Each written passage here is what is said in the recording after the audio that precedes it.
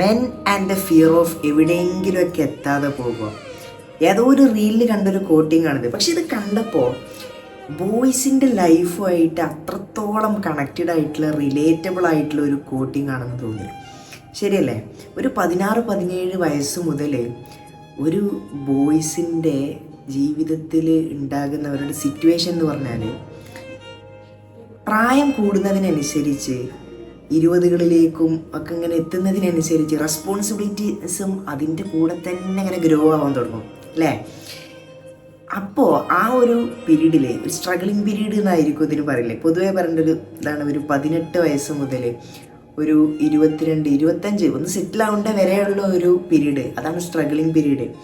ആ സമയത്ത് നമുക്ക് ഈ ഒരു ടൈം പീരീഡ് ഒരുപാട് പ്ലാനിങ്സ് ഉണ്ടാവും. അങ്ങനെ ചെയ്യണം, നമ്മുടെ ലൈഫ് ഏത് രീതിയിൽ മുന്നോട്ട് പോകണം, ഏതൊക്കെ കരിയറിനെ കുറിച്ചൊക്കെ ഫുൾ പ്ലാനഡ് ആയിരിക്കും. ഓരോ കോഴ്സ് എടുക്കുന്നതിനെ കുറിച്ചൊക്കെ മോസ്റ്റ് ഓഫ് ബോയ്സും ഭയങ്കര വെൽ പ്ലാനഡ് ആയിട്ടായിരിക്കും. ഇങ്ങനെ പ്ലാനഡ് ആയിട്ട് പോകുന്ന ആളുകൾക്ക് ഉണ്ടാവുന്നൊരു ഫിയറാണ്, ഒരു ഫ്യൂച്ചറിനെ കുറിച്ചിട്ടുള്ള ഒരു പേടി. അതാണ് ഈ സംഭവം. എവിടെയെങ്കിലൊക്കെ എത്താതെ പോകുക, അല്ലെങ്കിൽ നമ്മളൊക്കെ പ്ലാൻ ചെയ്ത പോലെ കാര്യങ്ങളൊക്കെ നടക്കാതിരിക്കുമോ എന്നൊക്കെയുള്ളൊരു ഭയം ഉണ്ടാവുമല്ലോ.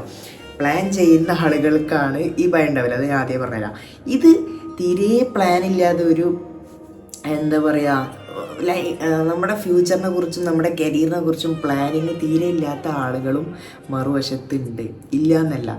അങ്ങനത്തെ ആൾക്കാരും ഉണ്ട്.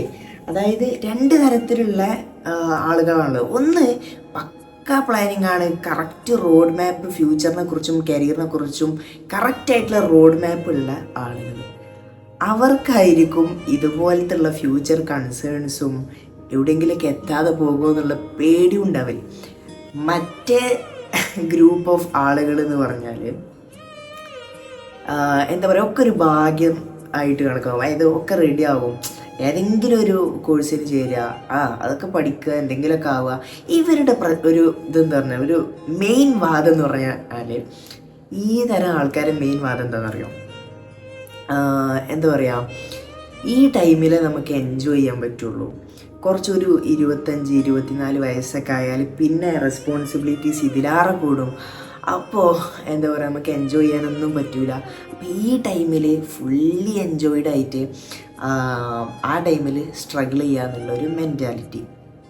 പക്ഷെ എൻ്റെ അഭിപ്രായത്തിൽ എൻ്റെ അഭിപ്രായം എന്താണെന്ന് വെച്ചാൽ, നമ്മൾ ഈ പീരീഡ് തീരെ എൻജോയ്മെൻറ്റ് ഒന്നുമില്ലാതെ ലൈഫ് തീരെ അങ്ങനെ ആവണമെന്നല്ല, പക്ഷെ കുറച്ച് സീരിയസ്നെസ് എങ്കിലും നമ്മുടെ ഫ്യൂച്ചറിനെ കുറിച്ചും കരിയറിനെ കുറിച്ചും ഇല്ലെങ്കിൽ അത് ഭയങ്കര പ്രശ്നമാണ്.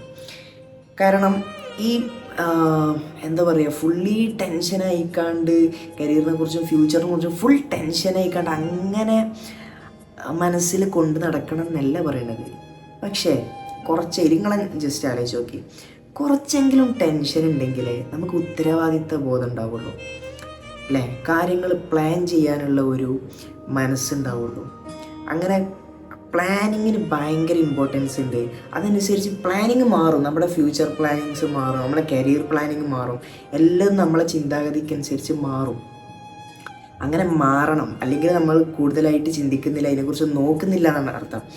അപ്പോൾ നമ്മുടെ കരിയർ ഓപ്ഷൻസിൽ, നമ്മുടെ കരിയറിൻ്റെ പ്ലാനിങ്സിൽ മോഡിഫൈ ചെയ്യാൻ പറ്റും. പക്ഷെ തീരെ പ്ലാൻ ചെയ്യാതെ ഒരിക്കലും ഇരിക്കരുത്.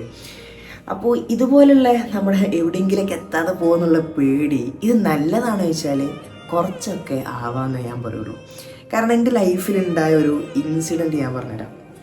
ഒരു ചെറിയൊരു സംഭവം. കോളേജിൽ ഒരു +1 +2 പഠിക്കുന്ന വാഫി കോളേജിൽ, അങ്ങനെ ആ സമയത്ത് ഈ എക്സാമിൻ്റെ ഒക്കെ കുറച്ച് മുമ്പ്, എക്സാമിൻ്റെ കുറച്ച് ദിവസങ്ങൾക്ക് മുമ്പ് എന്തുണ്ടാവും, അസംബ്ലി ഉണ്ടാവും. അസംബ്ലി വെക്കും, ഉസ്താദ് വിളിക്കും അസംബ്ലിക്ക്.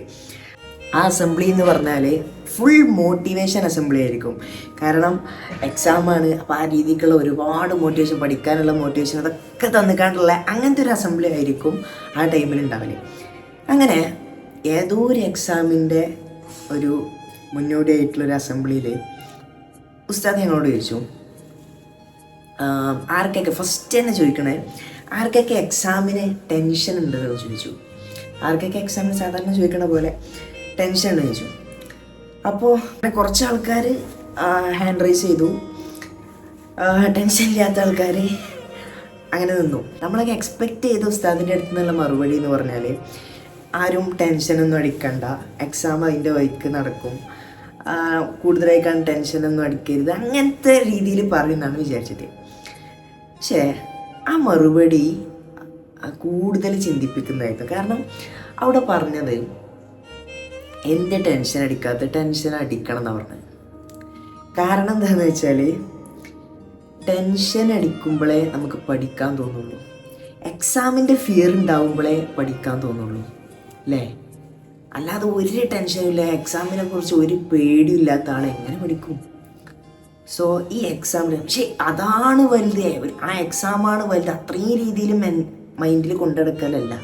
ഒരു ഫ്യൂച്ചർ, ഒരു കരിയർ പ്ലാൻ അതാണ് വലുത്. അതൊന്ന് പാടുമ്പോഴത്തിന് അല്ലെങ്കിൽ ഒരു ഡിസിഷൻ അത് എന്താ പറയുക, അത് പാളി എന്ന് തോന്നിയാൽ നമ്മുടെ ലൈഫ് അതോടുകൂടി തീർന്നു എന്ന് വിചാരിക്കരുത്, അതാണ് വലുതെന്ന് വിചാരിക്കരുത്. പക്ഷേ കുറച്ച് ഫ്യൂച്ചർ കൺസേൺസ് വേണം, കുറച്ച് ഫ്യൂച്ചറിനെ കുറിച്ചുള്ള പേടി വേണം. അതേപോലെ എക്സാം എല്ലാതും അങ്ങനെ തന്നെ. കുറച്ച് പേടി ഉണ്ടെങ്കിലേ അവിടെ സീരിയസ്നെസ് എന്നുള്ളൊരു സാധനം ഉണ്ടാവുള്ളൂ.